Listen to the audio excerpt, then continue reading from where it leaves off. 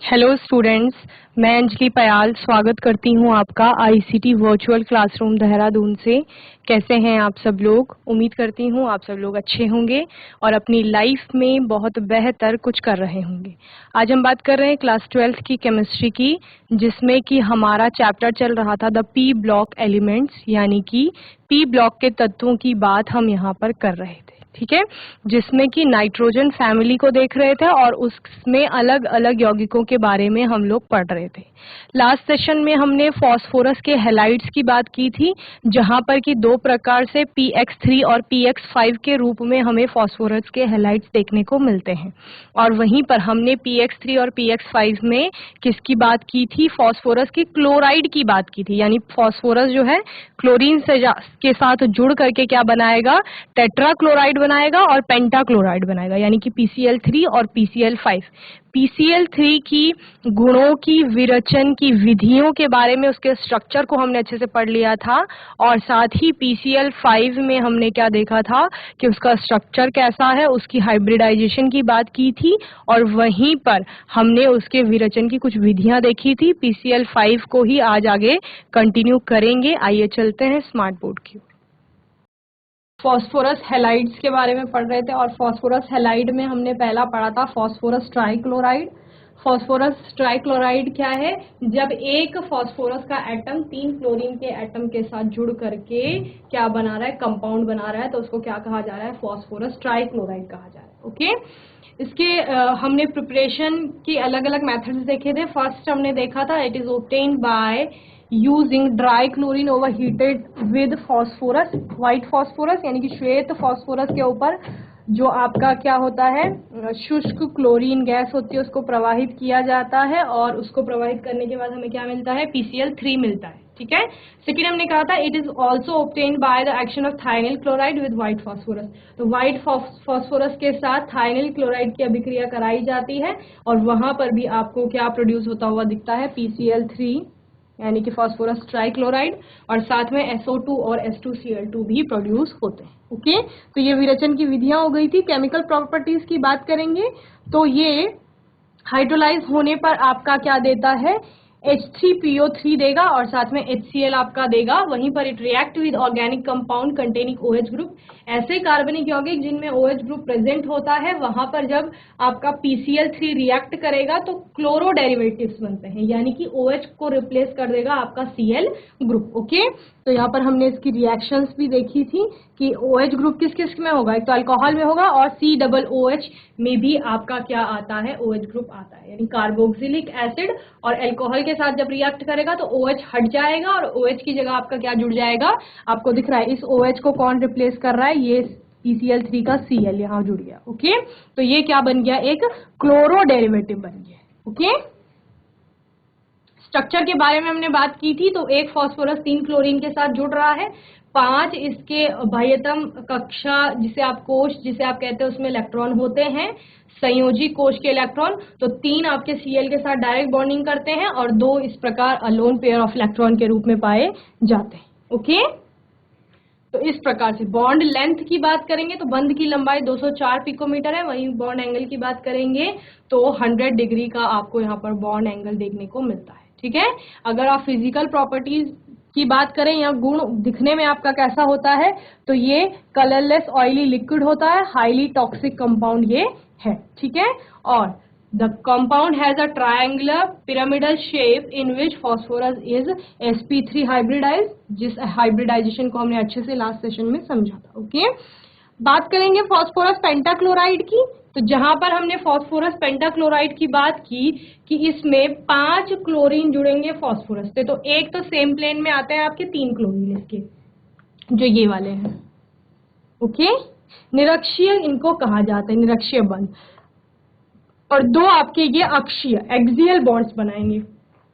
यहां पर रिपल्सन के कारण आपको क्या दिखने को मिलता है कि जो एक्सियल बॉन्ड्स की लेंथ होती है वो ज्यादा होती है एज कंपेयर टू जो आपके कौन से हैं? निरक्षीय वाले। ठीक है, तो इनकी लंबाई आपको ज्यादा देखने को मिलेगी। Phosphorus pentachloride is a yellowish white water sensitive solid. It is soluble in carbon tetrachloride. ये क्या होता है? घुलनशील होता है कार्बन टेट्राक्लोराइड में। Carbon disulphide benzene and diethyl ether, इन सब में क्या होता है, विलय होता है।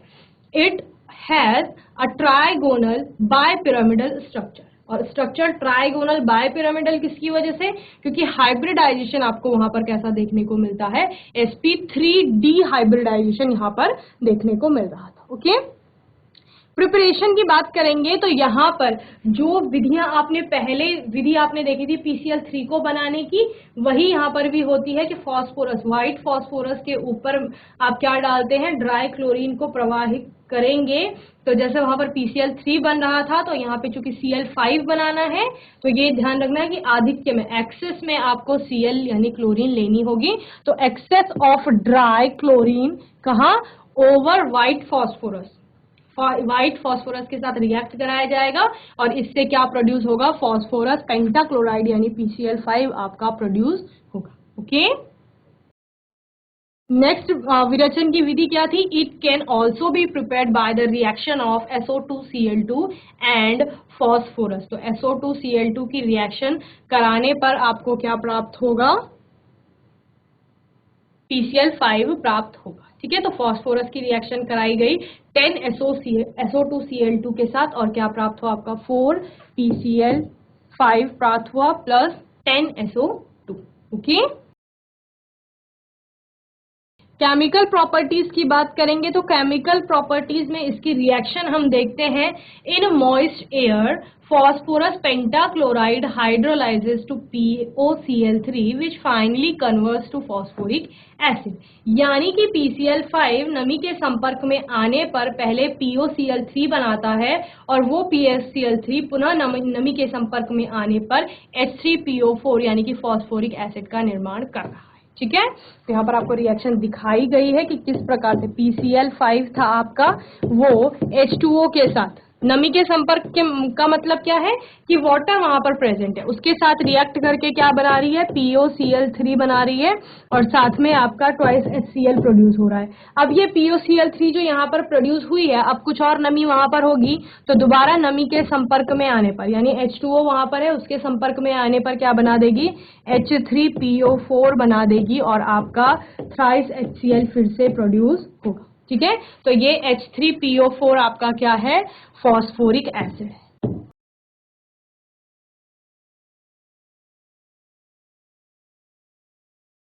ओके, चलिए रिएक्शन जल्दी से नोट करेंगे। तो ये पहली आपकी प्रॉपर्टी हो गई, जहां पर आप क्या कहेंगे कि जो PCl5 है यानी फॉस्फोरस पेंटाक्लोराइड है, फॉस्फोरस पेंटाक्लोराइड क्या करता है, जल अपघटित होकर के POCl3 देता है। क्या कहेंगे, PCl5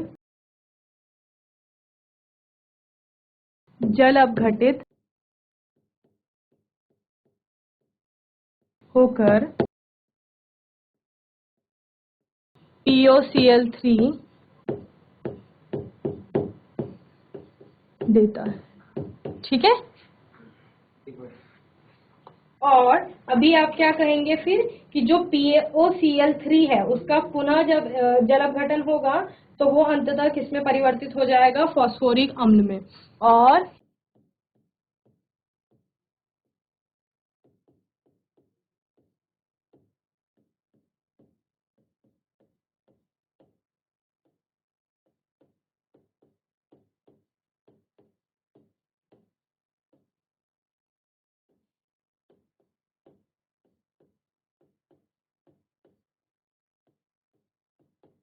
ओके, चलिए जल्दी से नोट करेंगे स्टेटमेंट, और साथ में ये जो आपकी रिएक्शन है इसको भी नोट करें।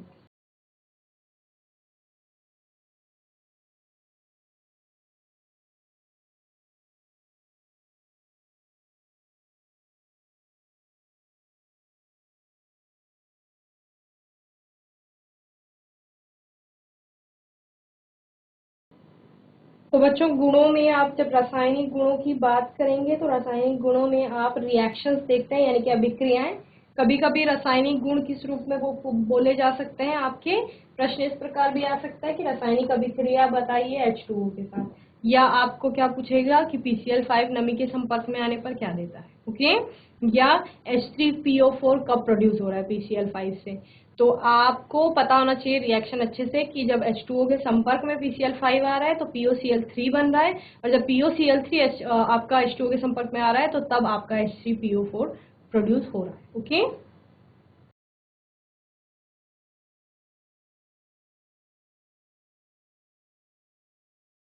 नेक्स्ट है it sublimes on heating and further decomposes to phosphorus trichloride in case of stronger heating। ठीक है, क्या कह रहे हैं कि ये क्या हो जाता है, गर्म अगर इसको किया जाता है तो ये ऊर्ध्वपातित हो जाता है। ऊर्ध्वपातन क्या होता था, ऊर्ध्वपातन या ऊर्ध्वपातज जब आप पढ़ते हैं सब्लिमेशन, उसमें क्या होता था कि कोई भी ठोस जो है वो डायरेक्ट गैसियस स्टेट में अगर कन्वर्ट हो जाता है, यानी कि ठोस के बाद द्रव होता है, अगर ठोस को गर्म करेंगे तो वो द्रव में कन्वर्ट होगा, द्रव को गर्म किया जाएगा तब वो गैसियस स्टेट में जाएगा।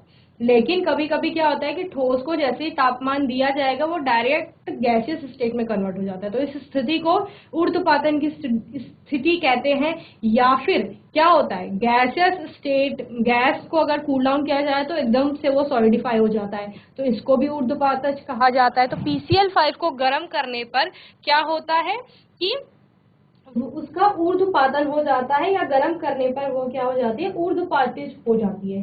परंतु कभी कभी क्या हो जाती है कि ज्यादा गर्म करने से उसका डिकम्पोज हो जाना, यानी कि उसका वियोजन हो जाता है। ठीक है, वियोजन हो जाएगी तो PCl5 आपकी टूटती है किसमें, PCl3 में, फास्फोरस ट्राइक्लोराइड में, और किसमें, क्लोरीन में। ओके, क्लियर है, जैसे यहाँ पर दिखाया गया है कि PCl5 किसमें कन्वर्ट हो गई है, PCl3 में और Cl2 में। यह कब हो रहा है, जब वियोजन हो रहा है। ओके, तो लिखेंगे गर्म करने पर यह ऊर्ध्वपातिज,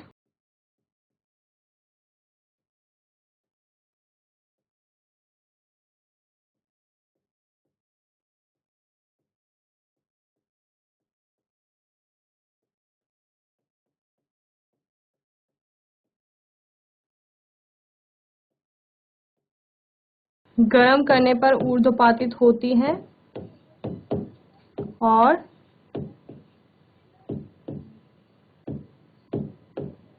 अधिक गर्म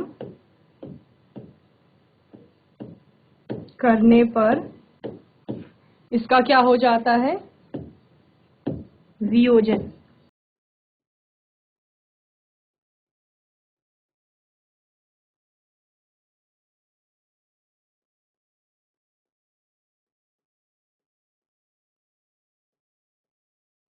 और बच्चों जब वियोजन होगा तो वियोजन का मतलब क्या है कि क्या बनेगा आपका, फॉस्फोरस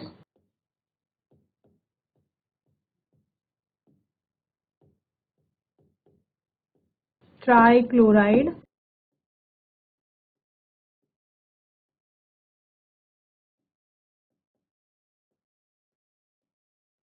बनता है।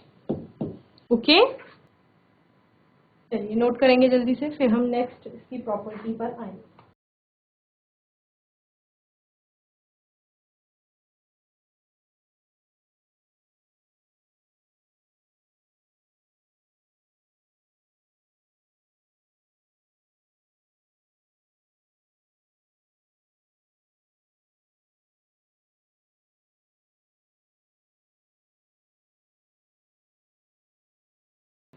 चलिए नेक्स्ट प्रॉपर्टीज की बात करते हैं।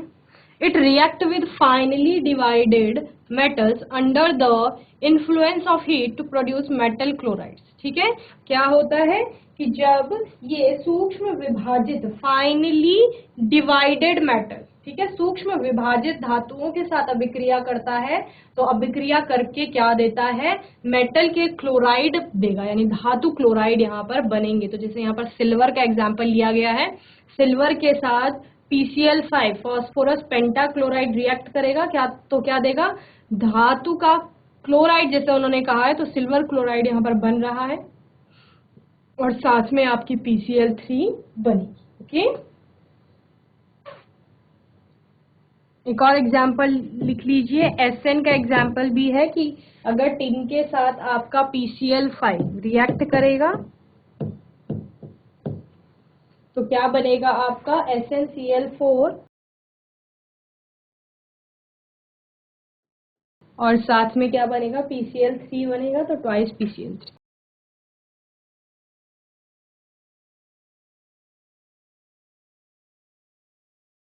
सूक्ष्म विभाजित धातुएं क्या लिखेंगे,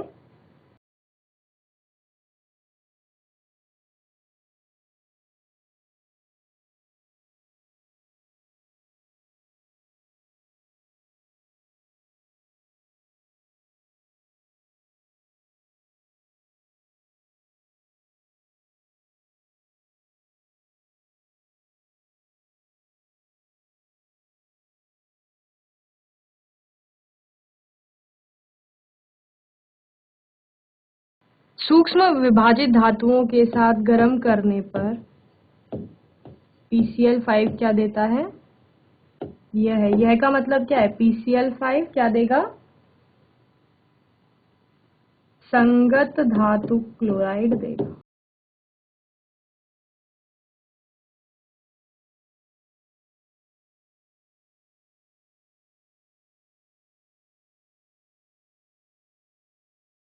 चलिए नोट कीजिए जल्दी से।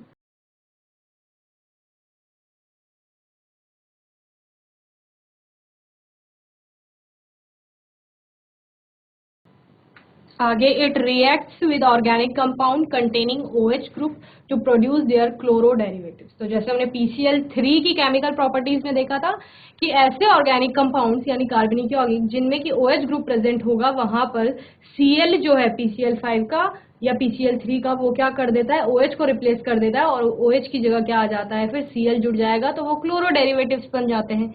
ठीक है, तो क्या लिखेंगे कि कुछ कार्बनिक यौगिकों के संश्लेषण में इसका प्रयोग किया जा सकता है, या आप क्या कहेंगे, यह कार्बनिक यौगिकों के साथ क्या करता है, क्लोरो डेरिवेटिव देता है। ठीक है,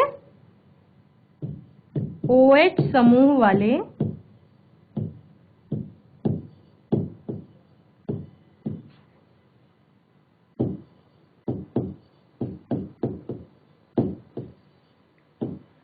कार्बनिक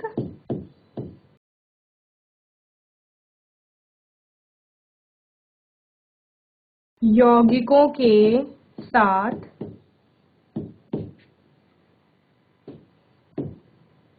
यह क्लोरो व्युत्पन्न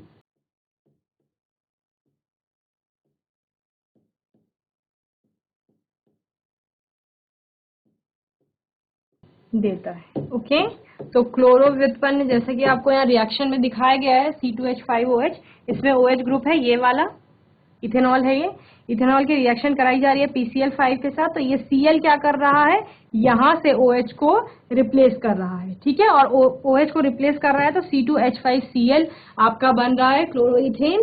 तो ये क्या है, एक क्लोरो डेरिवेटिव है, तो क्लोरो डेरिवेटिव आपको यहाँ पर प्राप्त हो रहा है, साथ में POCl3 और HCl भी प्रोड्यूस हो रहा है। तो कहीं कहीं पर ये रिएक्शन इस प्रकार भी आएगी कि कुछ जो आपके क्लोराइड वाले क्या है, यौगिक है, या क्लोरो व्युत्पन्न या क्लोरो डेरिवेटिव जिन्हें आप कह रहे हैं, उनके संश्लेषण में भी PCl5 का उपयोग किया जा सकता है। ओके, तो क्या लिख लेंगे इसको, दूसरी तरीके से क्या लिख सकते हैं, इसका उपयोग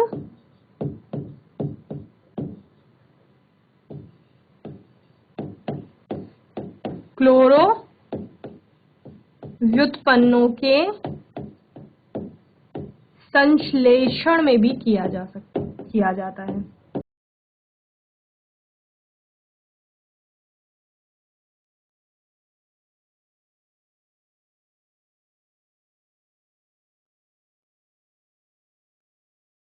ओके, और वो क्लोरो डेरिवेटिव्स आपके क्या हो सकते हैं, C2H5Cl हो सकता है, जो यहाँ पर दिया गया है C2H5Cl, और क्या हो सकता है, कार्बोक्सिलिक एसिड के केस में COCl वाले कंपाउंड हो सकते हैं, यानी CH3COCl, जैसे हमने PCl3 के केस में देखा था।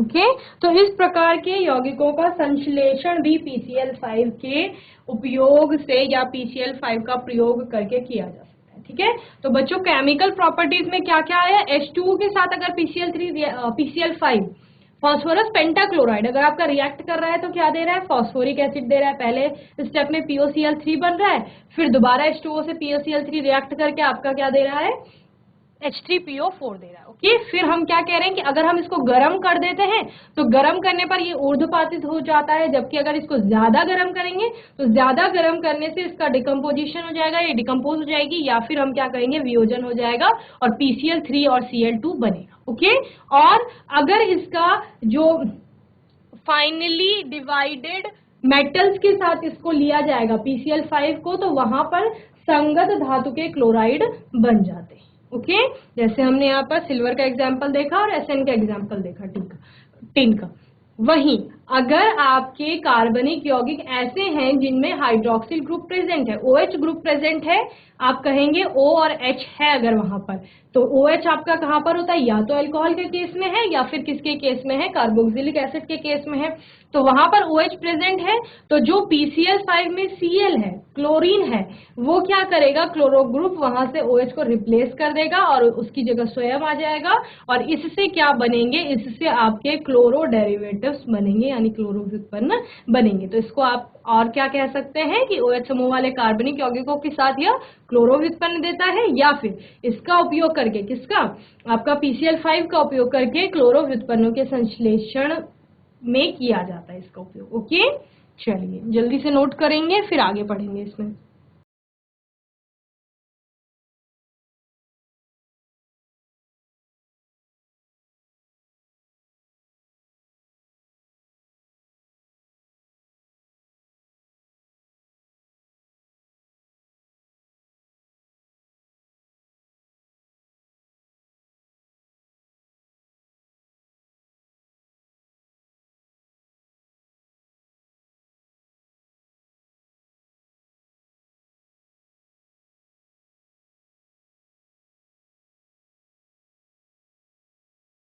यूजेस क्या है फॉस्फोरस हैलाइड्स की, वो देखते हैं।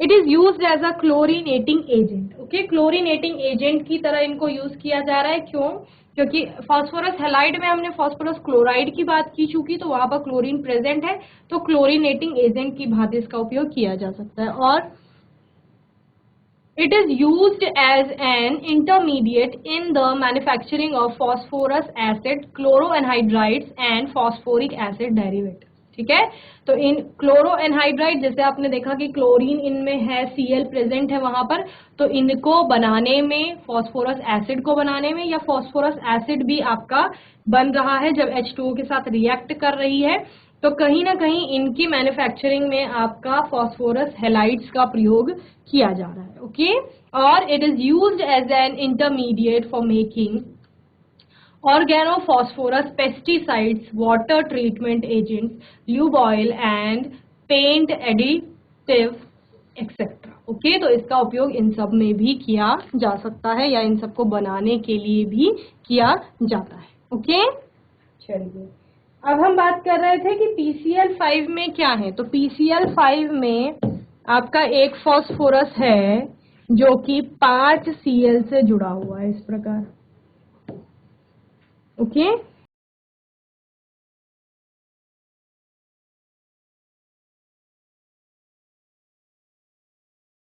तो ये 3 Cl आपके कहलाते हैं इक्विटोरियल। क्या कहलाते हैं, इक्विटोरियल, या जिनको हमने क्या कहा, निरक्षीय कहा।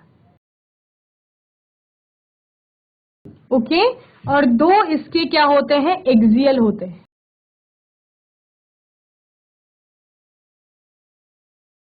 ठीक है, ये 2 क्या हो गए, ये हो गए एक्सियल, यानी कि अक्षीय। तो रिपल्सन के कारण क्या होता है, इनका जो बॉन्ड लेंथ होती है वो ज्यादा होती है। ठीक है, तो इसकी बॉन्ड लेंथ कितनी हो गई, अक्षीय की 240 pm होती है, 240 पिकोमीटर। ओके, और निरक्षीय जो इक्वेटोरियल है उनकी होती है 202 पिकोमीटर। Okay, 202 picometre. ओके,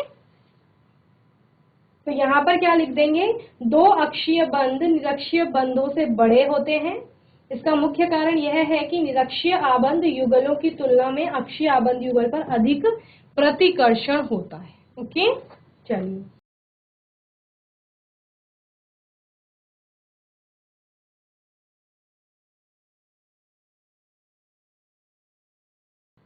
जो ये तीन है, तीन कौन से हैं? तीन आपके इक्विटोरियल वाले जो हैं, ये तो कैसे इक्विवेलेंट है या समतुल्य है,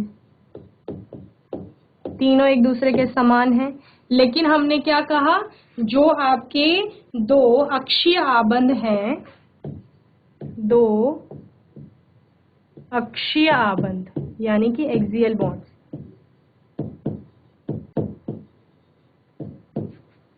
निरक्षीय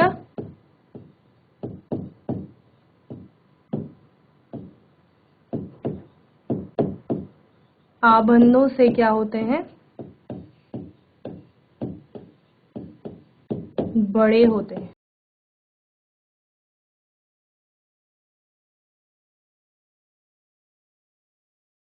और क्यों बड़े होते हैं? क्योंकि इनमें अधिक प्रतिकर्षण यहां पर देखने को मिलता है। ठीक है,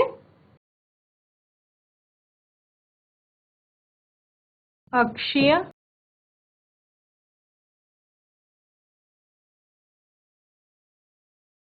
आबंध युगलों में, आबंध युगलों का अर्थ क्या है कि जो आपके बॉन्ड पेयर्स हैं दोनों, ठीक है,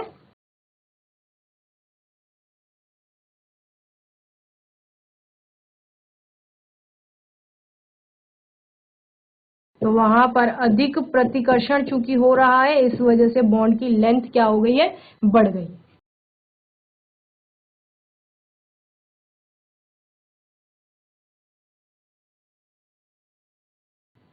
तो ये आपका पूरा PCl5 का स्ट्रक्चर हो गया है कि PCl5 क्या है आपका। ओके, चलिए नोट करेंगे जल्दी से।